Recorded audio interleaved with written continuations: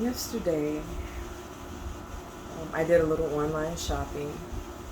Actually, a lot. Like I must have looked at thousands of items, right? And some of the stores um, that I was looking at were Agachi, Papaya, Forever 21, Windsor, Wet Seal, Charlotte Russe, um, even Fashion Nova, another site called Shein. And so a lot of different sites, and in fact, a lot of companies that I used to work for, some of them were. And I noticed that with the predominantly black sites like GT and Fashion Nova, that none of them were using black models, or very seldom. And the black models were way better than the ambiguous and the Spanish. No offense, because a lot of the ambiguous and Spanish models were plastic surgery up and down. Okay, and so a lot of the fashion was curtailed to that, like fake body. But I have a really fine-tuned eye for fashion in my body and what looks right, and I'm all natural. So these models and the way that the clothes are fitting on them are doing nothing for me. Like, I'm seeing all of the little scams they do. Like, they'll try to pose the model in a certain way, and where you're not paying attention to certain angles. If I cannot see the outfit from the front, back, and side, and preferably have a video of it being walked in, I'm not interested in it, right?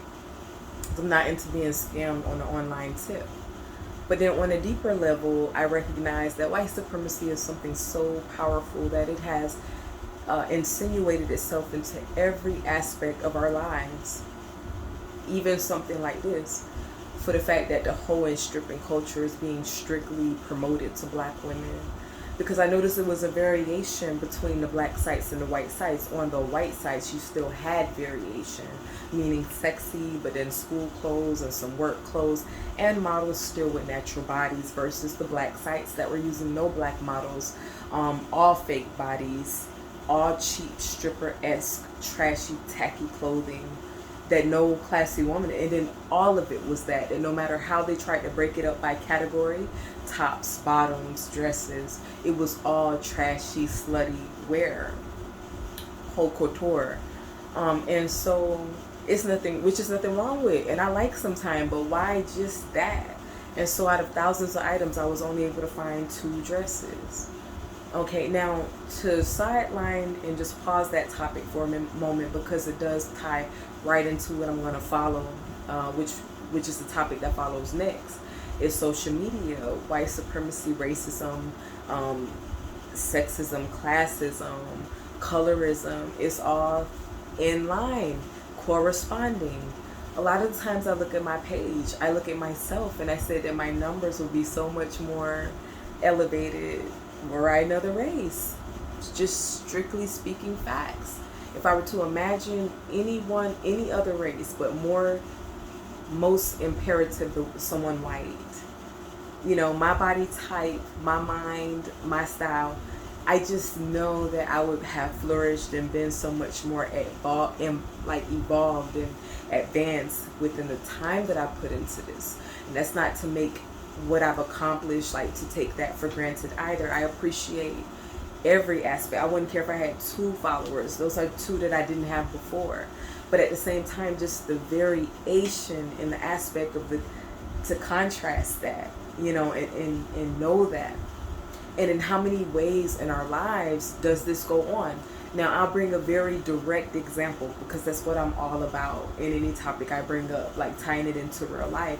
I have most of these social medias. I just don't use them. So everything from Facebook, IG, Snapchat, TikTok, Twitter, all of them, I do not utilize them as I should, at least. And so the most recent one, or social network, platform that I've joined, was TikTok. And I don't know anything about it, like how to actually operate it, how to add a video or edit a video, remove a video. I'm still learning. And so some videos I ended up with just stuck on there, just not knowing how to remove them and just playing around with it. And one of those videos was a dancing video. A little sexy, very, very short. And the likes were exponential. Probably more likes than I've ever gotten on any video in such a short amount of time. And from, you know, everything within, maybe you would be saying, oh, so this is what they wanted all this time. Let me do more videos like this, right? And then I thought to myself and said, wrong. But I do notice that the videos I will post, you know, on places like TikTok, I'm bringing out specific, but across the board, well, I have a YouTube as well, clearly, because I'm going to post this on YouTube, by the way, but not only YouTube. But yeah, the ones that are posted with less body, maybe even just a headshot, get less likes. Like those views and likes increase over time, versus something with body, something with booty, something with boobies, is automatically the likes rise, you know. And so it become very tricky, because it makes me say to myself, when I bring up the comparison and contrast, I feel like it goes to show that there's no value in the intellect of a black woman, in her ideologies, something she might have to teach, show, or share, if she's not exploiting herself in some way sexually. That is the only way we're going to open up the door. And it's one of the saddest things, and one of the most vivid examples I have to highlight this phenomenon that I know it's a lot of black women out there, beautiful, bold, probably brilliant, very smart, and having so much more to bring to the table, that are only valued for their ass and titties out here. And hey, I've got that too. That's not all I've got. And so at the end of the day, if it's never seen again, like me posting just fun, twerking, dancing videos, this is why. That shit expires. That shit is only cute for a certain amount of time. That shit is a limitation in a box. That shit ruins your reputation and your self-esteem in time. That shit is nothing that you'll be proud to show your children and grandchildren one day. That shit can never be erased. What's significant and special about me, and irreplaceable, and like so special it's like a fingerprint about me, is my mind, and my experience, and my words, my poetry, my rhythm, my spirituality. And so that is where my purpose, and I want my effort to be made manifest. That is the only place where white supremacy, racism will not try to box me and force me to be something that I am not. And so it becomes challenging, and in every challenge, it makes you ask yourself, what are you going to do about it? So should I come out with a fashion line where it's variation for black women? We are not a monolith.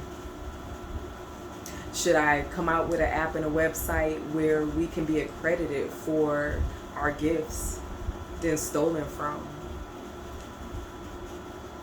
We have to take ownership over our lives, and for the faults that we see to be the change. But so far, it's so much carbon copying out there. And I don't do social media, and that's why my mind is clear, and I can see myself so as I am. I don't use a bunch of filters out here. I record my videos regular, and I accept myself as I am. I'm not interested in changing myself. You know, we have to be the change out here. You know, and I was inspired today to do this video. And so if you guys are ever bringing traffic to different channels and wondering why I haven't seen her ass up again, and that's what you look forward to coming back for, surely come back. But come back for more than just that. I promise you won't be disappointed. Take care, everybody.